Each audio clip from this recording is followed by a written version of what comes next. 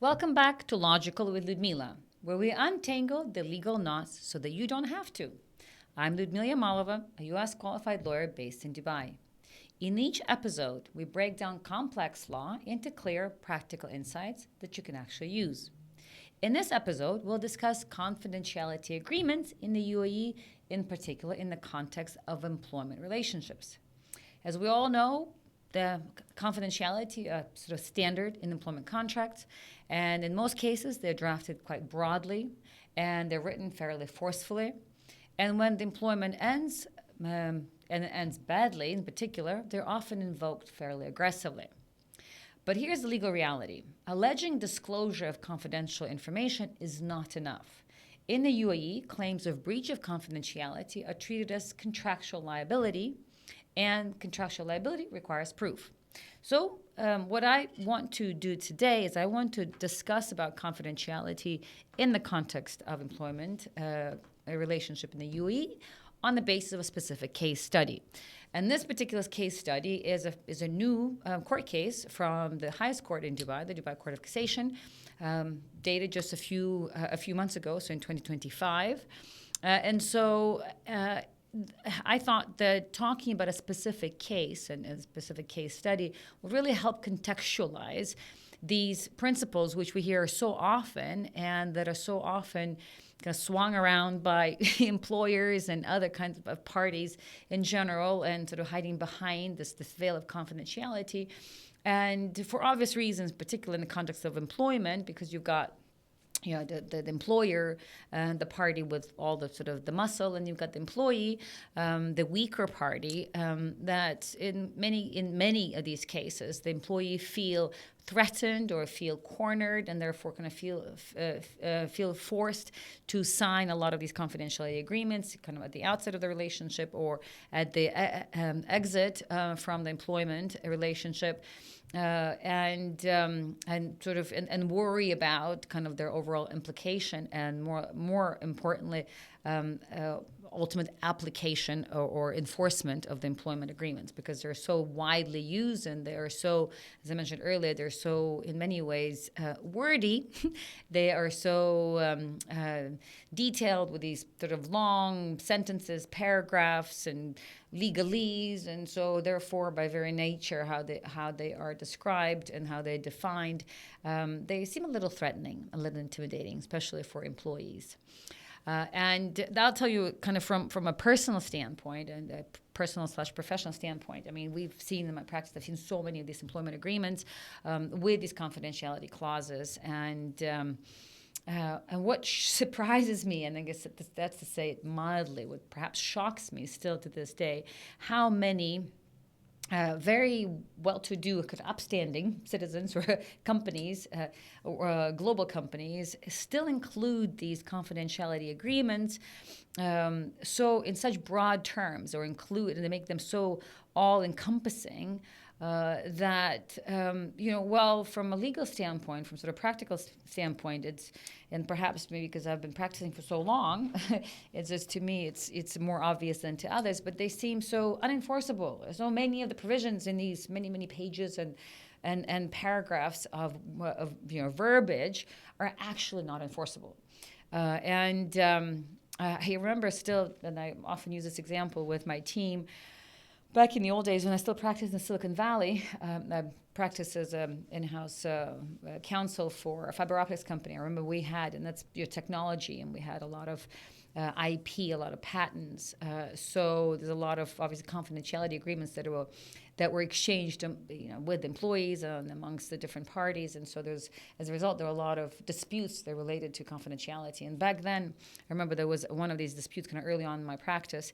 One of these disputes about confidentiality ended up in court. And long story short, what I remember, this is from 20 years ago now, that the courts back then said, listen, just because something is labeled as confidential doesn't mean it's confidential. In order for it to actually to avail itself or of protection of the courts and confidentiality designation, the information in there actually has to be has to be confidential. It's not the case that anything that's sort of disclosed between the parties is by very nature confidential. So in other words, the data has to be confidential. Sort of the data point has to be confidential.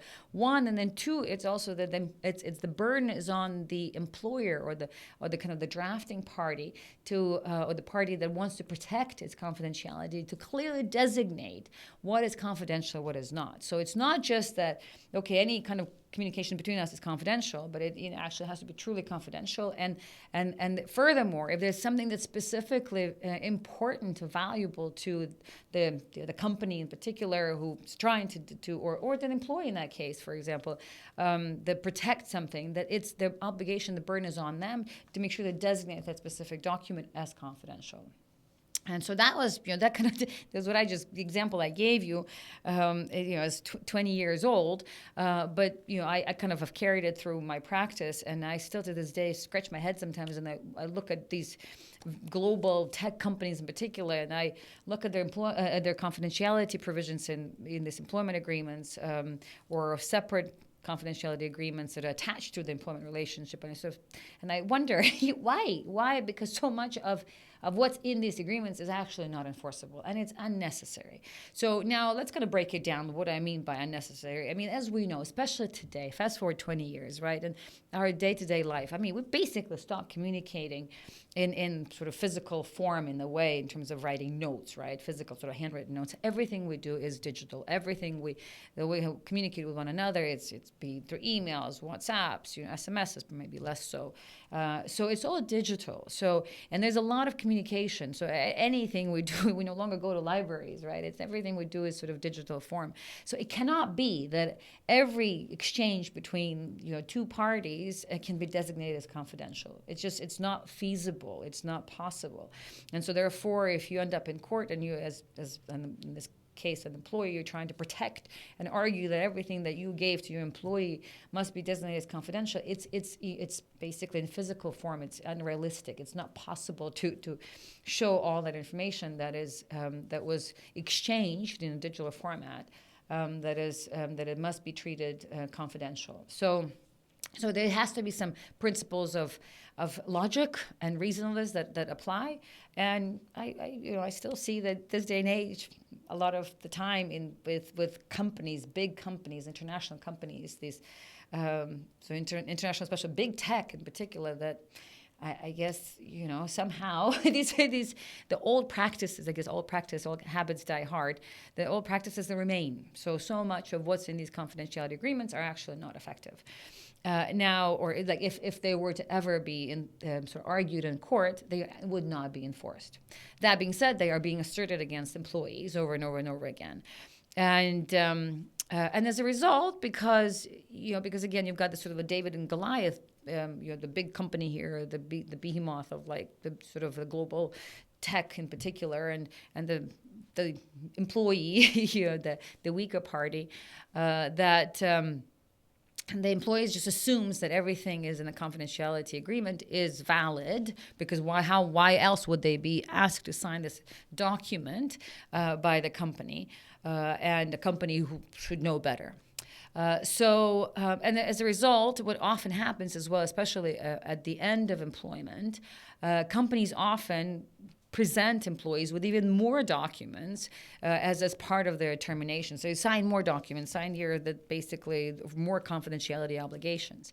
So it's a subject for a different day, but generally speaking, you should not be signing on to any new obligations or any new documents upon exiting your employment, because whatever it is that you would otherwise have to be subject during your employment should have been signed at the beginning of the employment, and you would have been subject to it throughout the employment. At the time you exit, you should not be signing on to any new obligations unless there's compensation that's proportionate to that new obligation. So, for example, let's say the employer decided that there is something that you've learned recently that's very valuable to them, and they want a specific document for you to sign that specific information has additional level of confidentiality. Well, you are not required to sign it, and so if it is really valuable for the company, they should offer you additional compensation to sign it as you leave the company, because otherwise they should not have disclosed it to you before they had you sign additional documents. So that's kind of the logic behind it. So again, it's very much sort of basic, and it has to be reasonable. reasonable, and yet the companies don't really act in that way.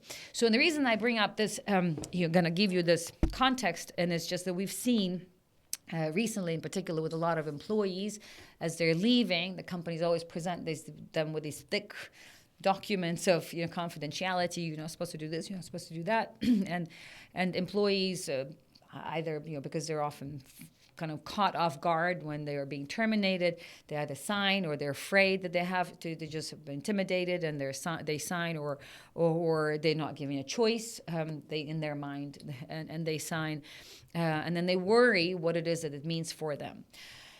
We've also seen in the context of our clients, employers sort of threatening that, well, you breached the confidentiality, so we're going to take you to court, or we're going to sue you.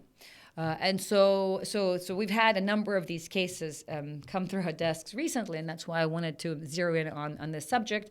And that's why this particular case in point that we're going to discuss today is so illustrative to how to what it means in real terms to have a confidentiality agreement, and when that confidentiality agreement can be enforced against the party, and in this case against an employee, and that would hopefully serve as some sort of a roadmap for employees in particular, but also for companies as they move forward with their kind of tactics. Because just to kind of give them a realistic expectation of what would happen if their dispute were to end up in court. And much of it is not rocket science. It's all sort of basic and fundamental principles of sort of legal legal principles and kind of reasonableness and fairness and common sense, and yet it's not being used very much. Hence, I think the best way to demonstrate it is just to discuss the case itself. So this is a case, as I said earlier, it's a case that's only very recent from the Dubai courts. And in that case, the employer basically filed a case against the employee, against the former employee, alleging that the employee disclosed trade secrets and diverted clients and caused commercial loss. That basically, and the employer sought nearly 2 million dirhams in damages for alleged disclosure of secrets and commercial harm. So it was all based on the supposed breach of this particular confidentiality agreement and allegations of loss. So at a high level, the court rejected the claim. Why? Because basically said the alleged losses were not proven. And ultimately, the damages were not quantified. And so the court basically said, while generally speaking, confidentiality clauses in the UAE are enforceable, but as one of the kind of requirements of enforcement is that you need evidence. You need to have evidence and not just sort of a narrative of, yes, we've got confidential agreement that has been breached, but you need to show evidence not only of the agreement, but also how of the damage that was supposedly suffered as a result of the breach of this agreement. So let's kind of further break down what the court said and what this means for employers and employees operating in the UAE. So as I mentioned earlier, so the case went through all the way to court of first instance and all the way to the Court of Appeal and the Court of Cassation, and it was basically adjudicated just less than a year ago. It was in 2025. And so in this case, the employer filed, that's the company that filed, obviously had a kind of a personal vendetta against the employee, because it's a process. Filing a case against your employee, it's a process. It costs money. It costs sort of emotions and time and resources. So it must have been, for one reason or another, kind of an important case for them. And so the case was filed against the sales manager, and the company sought almost $2 million dirhams in damages, plus interest and additional relief. So the employer, among other things, alleged that the employee caused significant commercial loss due to poor sales performance after he left, and then had relationships with competing companies, disclosed confidential information, diverted suppliers and clients, failed to hand over duties, and committed acts amounting to otherwise breach of trust. And so the claim included, in terms of in financial terms, compensation, basically requested compensation for losses to the tune of 1.8 million dirhams for losses for disclosure of secrets, and an additional 100,000 dirhams for alleged breach of trust. And plus some other kind of employment benefits or employment entitlements like notice compensation, housing allowance, and other related damages. So there's a whole series of claims.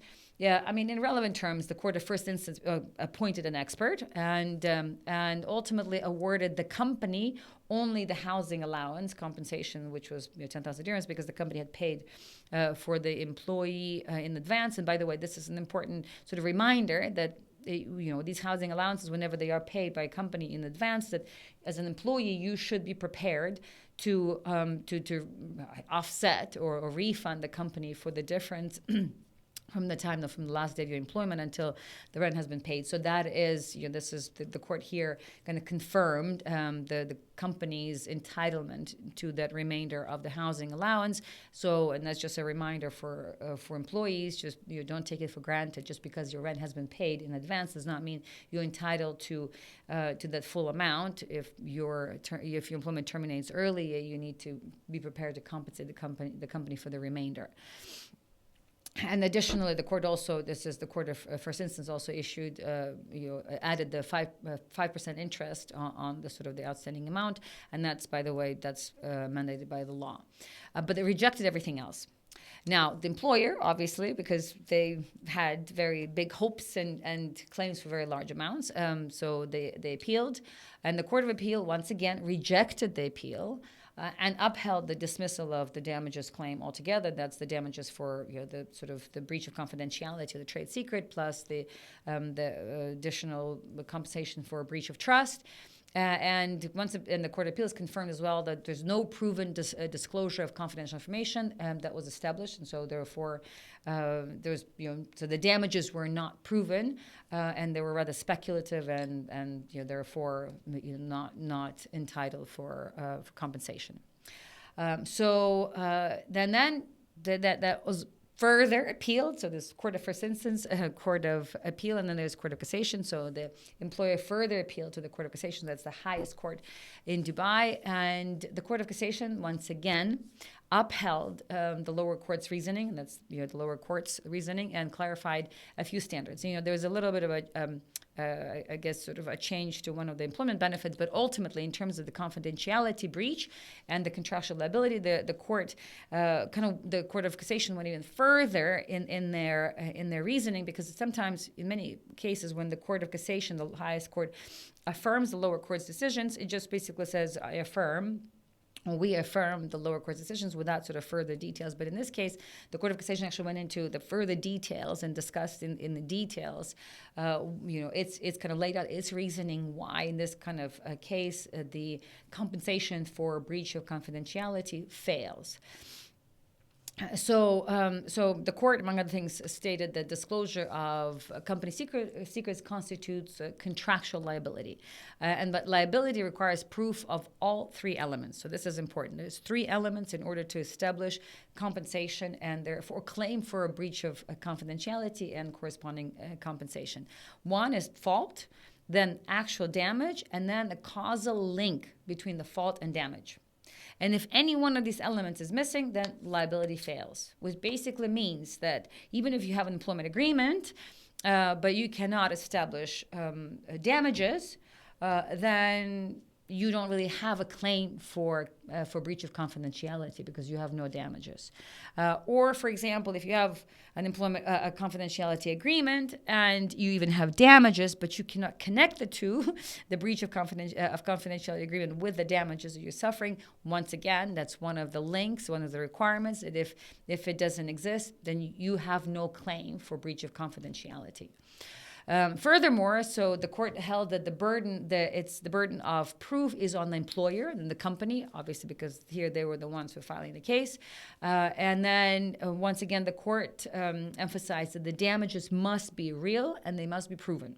In other words, if you claim as a company that your employee breached confidentiality agreement, okay, what does that mean? To have breached a confidentiality agreement means that they would have disclosed your data to somebody, But first, but how have you suffered from it? What's the damage? So you need to be able to demonstrate the damage, because if it's just somebody disclosed so what you believe to be is confidential information, but there's no damage, so what's the claim? So there's no, so in order for the damage to, for the claim to survive, there has to be sort of real and proven damage. So you cannot just presume or speculate with just because that employee has passed on your information, your valuable information, to a third party, that somehow that will inevitably lead to some sort of damage. It cannot be sort of potential or hypothetical.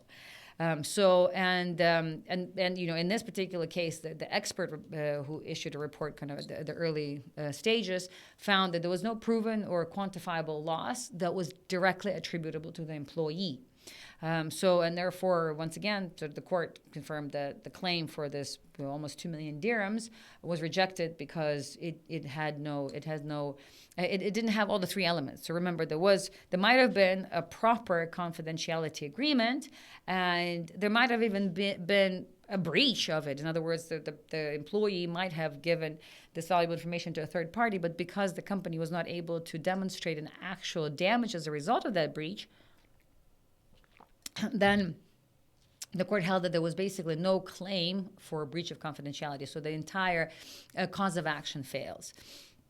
And the court, among other things, also confirmed reaffirmed that the trial courts have full discretion to assert expert reports. In this case, the trial court did rely on the expert reports, and they may adopt them if they're satisfied. And they're not required to address sort of every argument separately. That was one of the other elements of the claim that the Court of Cassation looked at. Because the Court of Cassation felt satisfied with the expert report and the Court of First Instance or lower court's decisions, it basically did not believe that it needed to interfere with the sort of factual findings, as it did not see any clear legal error. So there was some other kind of a nuance with the Court of Cassation sort of change, and that was in particular about the notice period. That sort of reversed one part of the decision from the lower courts, because the lower courts held that there was no requirement of a notice period for the employee to compensate the company for the notice period, because the employee argued that they had not been paid a salary and therefore they had a right to leave without notice. And that might be so, but in order for the employee to leave without notice, they still needed to invoke certain protocols and measures, such as to report this in that particular case to Mohre, which they had not done. So the court basically reversed, the Court of Cassation reversed one part of the case, and that is in terms of the compensation for the remainder of the notice period that the employee did not serve. But it was very minor, some like a week or two extra that they had to pay. But otherwise, it confirmed the lower court's the findings and conclusions that in order to have a cause of action for breach of confidential agreements, there always has to be a damage, and there has to be a link between the breach itself and basically the damage itself, right? So the breach and the damage has to be a causal link. So this kind of, at the end, the case was obviously a lost cause for the employer, but I think it's a great case to sort of to profile and to highlight that despite these fancy, highfalutin, legalese, scary-looking confidentiality agreements, and despite the size or kind of the scale of the employer or the brand that they may carry behind them, basically there will only be these confidential agreements are of no effect if there's no evidence that in fact that they were, first of all, basically there was damage, but also there has to be an employment agreement to begin with, and also that employment agreement actually has to be about something confidential. Non-employment agreement, the confidentiality agreement has to be something about confidential information. So that also the court kind of tackled that. So in addition to for confidentiality agreements to even be valid, they also have to relate to confidential information, which is something I said earlier. It cannot just be to cover everything. So first of all, it also has to to pertain to sort of specific confidential information, and there has to be and then there has to be a breach of that confidential agreement, and then there has to be damages suffered as a result of that direct breach, and only then there will be a claim. So the final outcome here was obviously the employer failed at a very somewhat a large-scale confidentiality and damages claim, and succeeded only in some minor housing allowance and partial notice compensation. But ultimately, the case reinforced a clear judicial stance that allegations of disclosure and commercial harm require strict proof, and the damages must be actual and quantifiable. And then speculative business losses will not support compensation, and therefore procedural requirements under the labor law are strictly enforced. So that was sort of that's the case itself, but kind of in simple terms, and why its application is so much broader, and that's because so often we see in our practice employees being threatened, intimidated, and kind of forced to either sign these extensive confidentiality agreements, which employees feel are all too sort of all-encompassing, too broad, sometimes just almost like suffocatingly broad, and they worry. So if we will not get paid our end of service, for example, unless we sign this new agreement, but if I sign this agreement, it's like I won't even be able to work for in my industry, because it basically precludes me from being able to even use the information that I know by virtue of what I do, and so that's what a lot of these confidentiality agreements tend to do. They try to basically encompass and almost claim property of all the knowledge that the employee may hold as a result of what they've learned during their time with the company. So just to summarize in terms of the different elements, in addition to this specific case, is in order for a cause of action for breach of confidentiality to exist, there's a whole series of sort of elements. One, there has to be an agreement to begin with, right? So you cannot just, for example, because you decide to talk to me and you tell me this is covered by confidentiality, that you cannot impose your confidentiality on me unless I agree. So first of all, there has to be an agreement that where parties, 2 or 3 or many parties, agree to